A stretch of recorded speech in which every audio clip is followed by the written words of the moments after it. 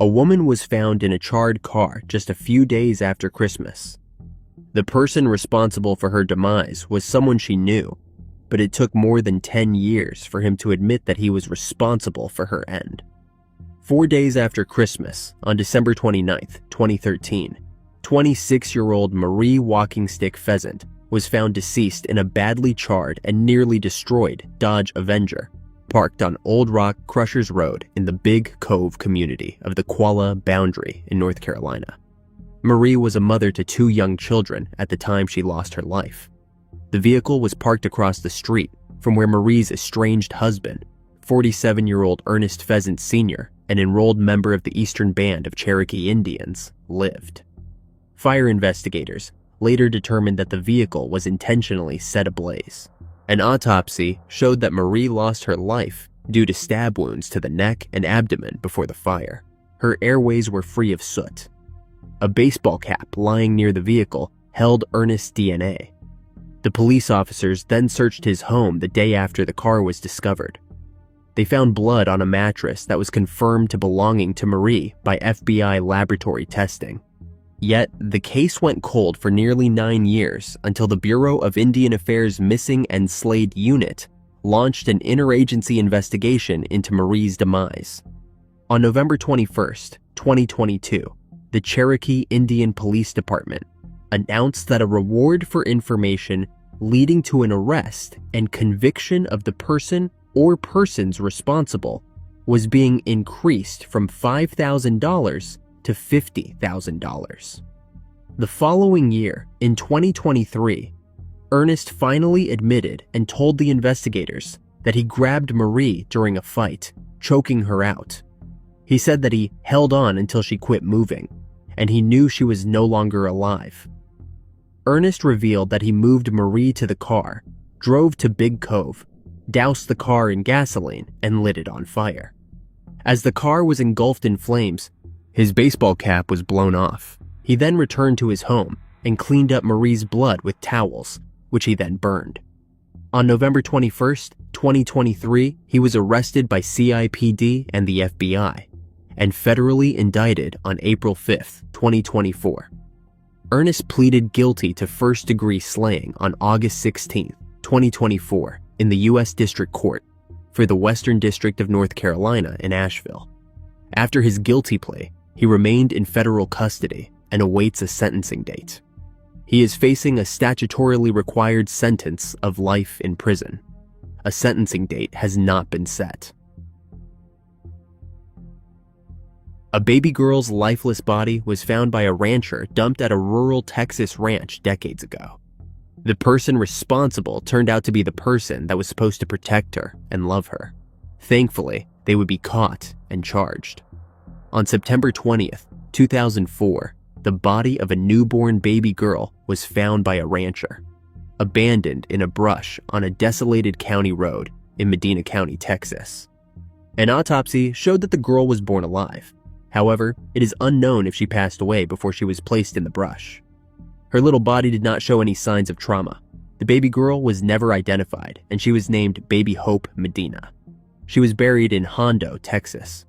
Her case went cold and remained unsolved for nearly 20 years until advances in forensic technology and persistent investigative work led to an arrest. Her demise shook the community, including the law enforcement officers who spent 2 decades trying to solve her slaying. 45-year-old Maricela Frausto of Hondo admitted responsibility for her role in the demise of Baby Hope Medina. Frausto was arrested and charged with capital slaying of a person under the age of 6 in November 2023. She admitted to ending the life of her infant daughter. On November 25, 2024, Frausto pleaded guilty to the lesser offense of manslaughter, a second-degree felony, in exchange for an 18-year prison term. Had a jury convicted her on the original charge, Frausto would have faced life in prison without the possibility of parole, or she could have received the end-of-life penalty. Medina County Sheriff Randy Brown said, "The day Baby Hope was found, she became a part of us, a reminder of our duty to stand for the innocent and the voiceless." For 20 years, investigators have carried the weight of that promise. Today, with this conviction, that promise is fulfilled. While no sentence can undo the pain caused by this tragedy, today's plea ensures accountability and resolution in this deeply emotional case. Medina County District Attorney Mark Habe said, "The challenges of prosecuting any case only increase with the passage of time. Getting justice in a cold case 2 decades later is critically important for the members of our community. While memories fade and witnesses become unavailable, the miraculous advancement of forensic science made it possible for this case to be brought at all.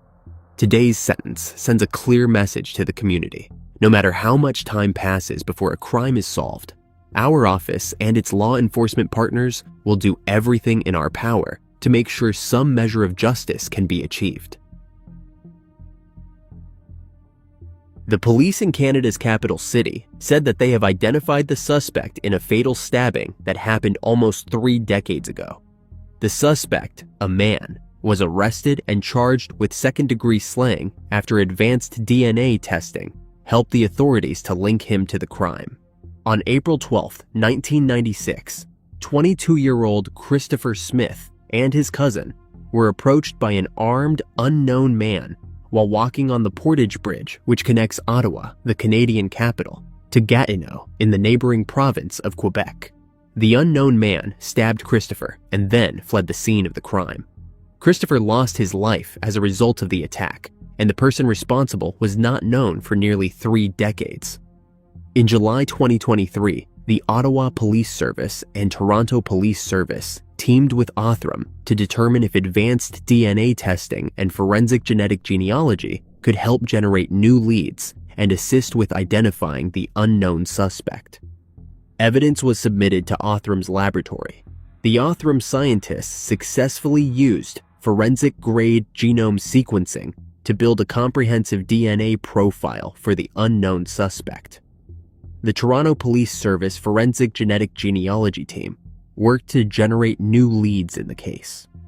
These leads fueled a follow-up investigation, leading to the identification of a suspect in the case. 73-year-old Lawrence Deal was arrested on December 10, 2024, by police in Vancouver on behalf of Ottawa Police.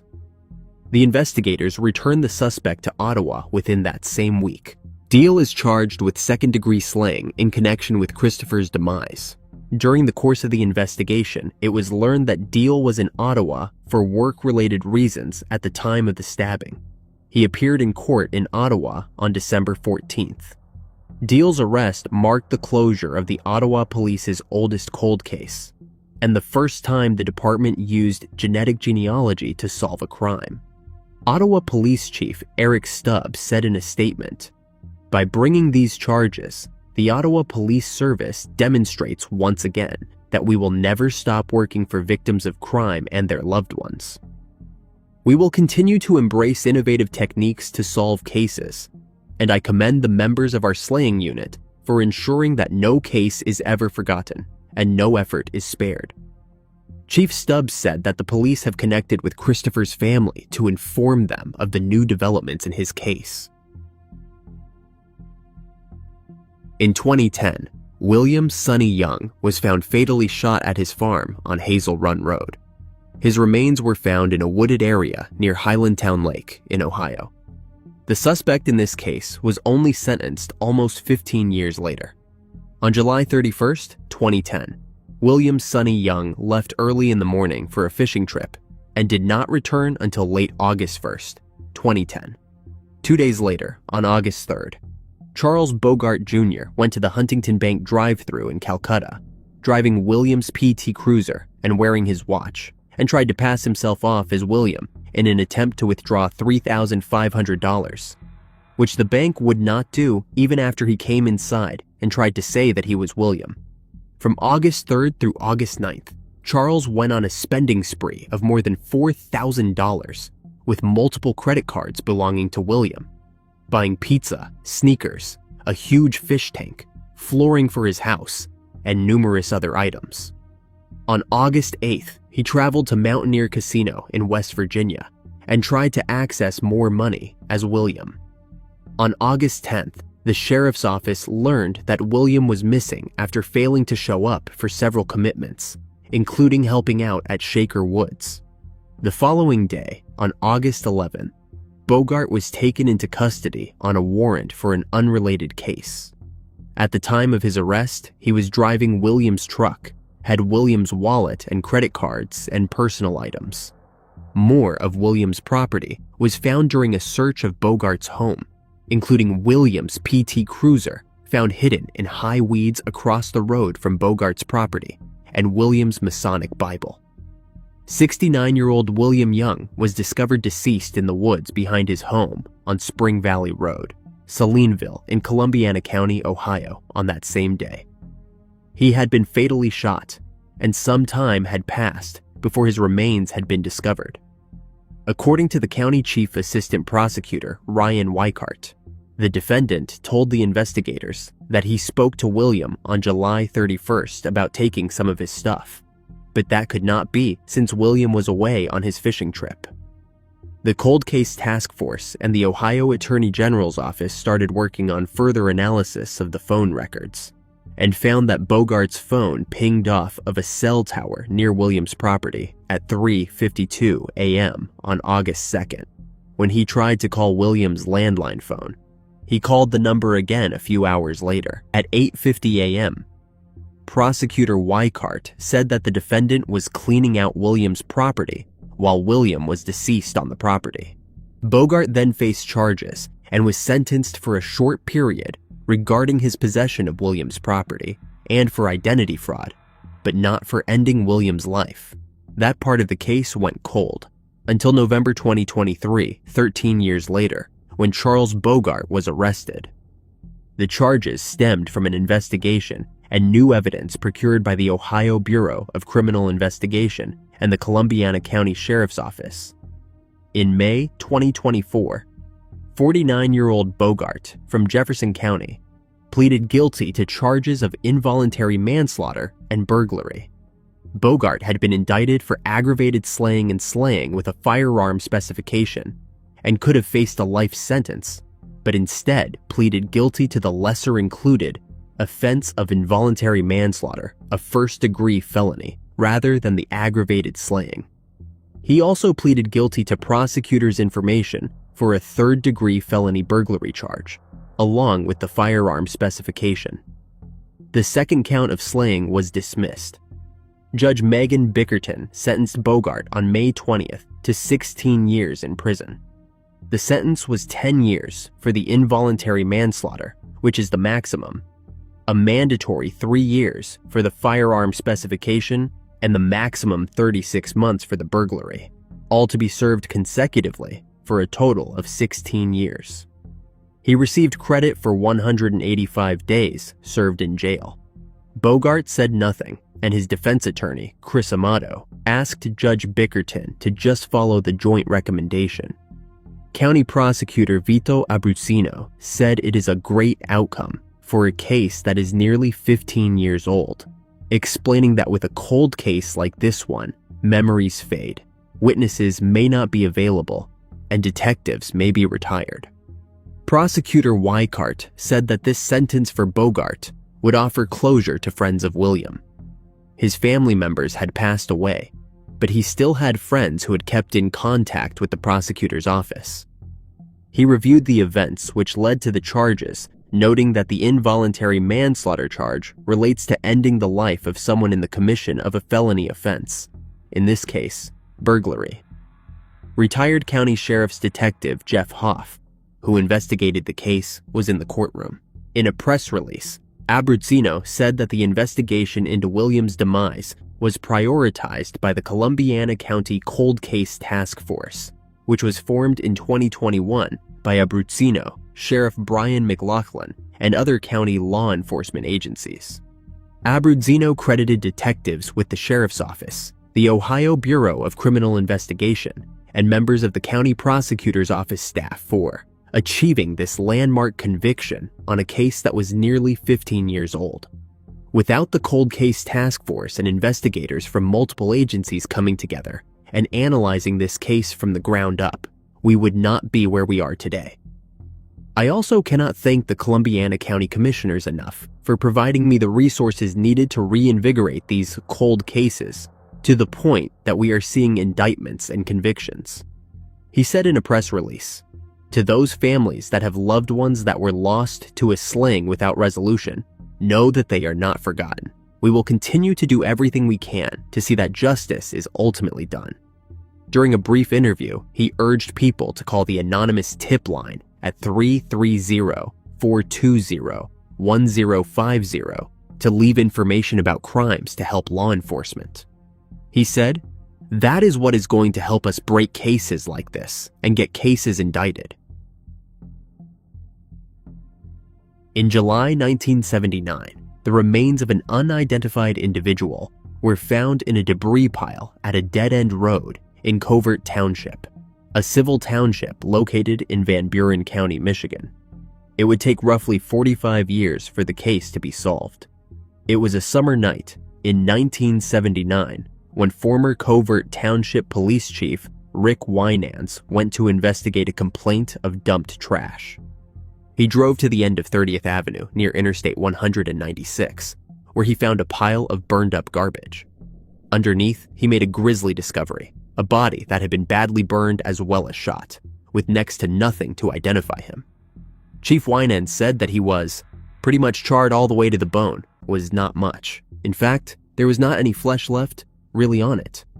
All they found at the scene was an electric Timex watch and a silver chain that had an anchor ship's wheel charm and a gold medallion. On the front of the medallion was the face of Jesus, and on the back was a Spanish phrase that translated to, "Our Lady of Guadalupe, pray for us." It was determined that the remains were that of an adult male whose age was estimated to be between 33 and 69 years. His height was estimated to be between 5 feet 9 inches and 6 feet 5 inches. Without any identifying documents, the man became known as Van Buren John Doe. Since the discovery of the unknown man's remains, the investigators diligently pursued various leads about his identity. To help visualize the man's appearance during his life, an artist rendering was created and released to the public in hopes that it would generate new leads about the man's identity. Details of the case were entered into the National Missing and Unidentified Person System. Despite the exhaustive efforts of law enforcement, the man's identity could not be determined, and the case went cold and remained unsolved for 45 years. In 2022, the Michigan State Police teamed with Othram to leverage advanced DNA testing and genetic genealogy to develop investigative leads in hopes of identifying the victim. Forensic evidence was submitted to Othram's laboratory, where DNA was extracted and used to build a comprehensive DNA profile using forensic-grade genome sequencing. Othram genealogists used the profile in a forensic genetic genealogy search to provide new leads to law enforcement. These new leads fueled a follow-up investigation, leading Michigan State Police investigators to potential relatives of the victim. In December 2024, the DNA profile of a potential relative was compared to the John Doe's profile using KIN-SNP rapid relationship testing, allowing investigators to eventually confirm that Van Buren John Doe was, in fact, Robert L. McDaniel, who was born in 1930 in Trenton, New Jersey. The Michigan State Police notified his daughter of the discovery, who informed them that he traveled all across the country as a truck driver. She said that they never heard from him generally, and so they had no idea when or where, if he was missing alive or anything. Covert Police Chief Jay Allen said that he was extremely happy when he heard the news of the identification. As a former detective, he followed up on the cold case for years, and said this discovery puts an end to years of unanswered questions. Allen said, "You were kind of just going in circles, going, okay, well, the person they claim this is either still alive or passed away years after." With a name, Allen said he can check who Robert's friends and enemies may have been and get a timeline. They can also check federal and local databases. He is optimistic that even a case as old as this one can still get solved, and even with so little to go on, that healing can begin for the victim's family. Alan said, "I have a family, and to be able to have that closure, I felt relieved because now I know that somebody knows, hey, we have your loved one here." The chief said even the smallest bit of information could be what solves this case. Anyone with information related to this case is asked to reach out to Covert Township Police at 269-764-8100 or MSP at 269-657-6081. In February 1980, a body was found in a creek bed near Lopez Road in California. The remains were an adult man who was labeled as a John Doe. He would be laid to rest without being identified. His identity would only come to light after 40 years. On February 2nd, 1980, the remains of an unidentified individual were discovered in a creek bed as water levels receded in Benicia, California.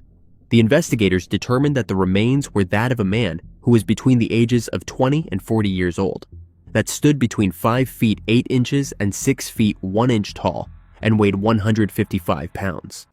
No other identifying characteristics could be determined for the man, and he was buried as John Doe No. 3, 1980. The investigation determined that he lost his life due to corrosive esophagitis, which results from ingesting a chemical substance not meant for human consumption. 36 years later, in August 2016, details of the case were entered into the National Missing and Unidentified Persons System. A facial reconstruction was developed and released to the public in hopes that it would assist in the identification of the man.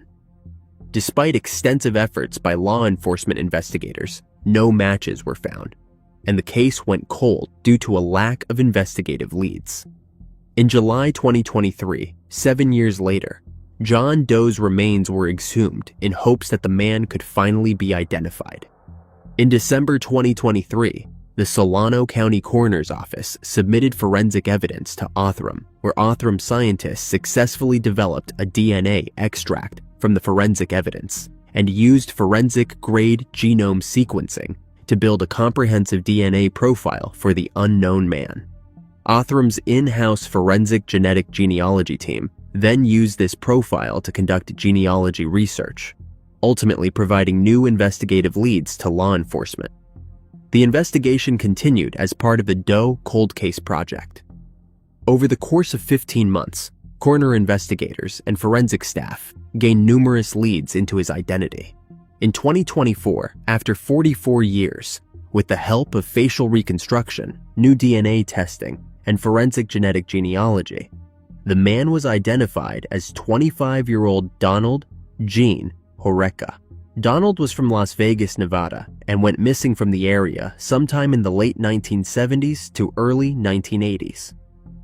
Anyone with information about the disappearance or demise of Donald Horecka is asked to contact Solano County Coroner Investigator Jessica Dew at 707-784-7500. Thanks to advanced DNA technology and collaborative investigative efforts, the authorities have identified a slaying victim that lost his life in Mississippi nearly 4 decades ago. In 2023, the remains of an unidentified individual were transferred to the Mississippi State Medical Examiner's Office so that an anthropological analysis could be developed in hopes that the individual could be identified. It was determined that the remains were that of an unknown adult male who was likely at least 55 years old at the time of his demise. The anthropological assessment revealed that the individual suffered a traumatic injury at or around the time he lost his life. Despite initial efforts, his identity remained a mystery until 2024. Early 2024, the Mississippi State Medical Examiner's Office and Mississippi Bureau of Investigation once again teamed with Othram in hopes that advanced DNA testing could help to determine the identity of the man.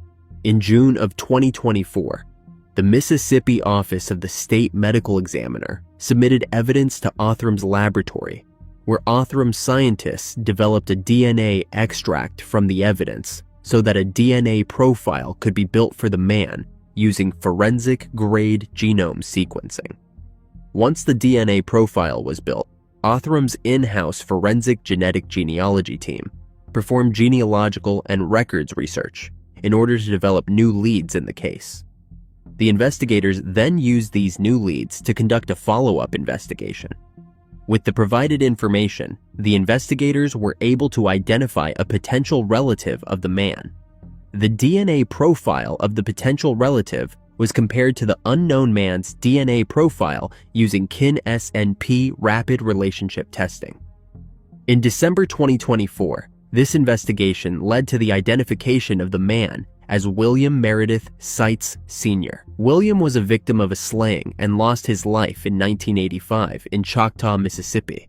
The authorities hope that this identification brings some closure to William's family, while efforts to uncover the details of his tragic end is still under investigation.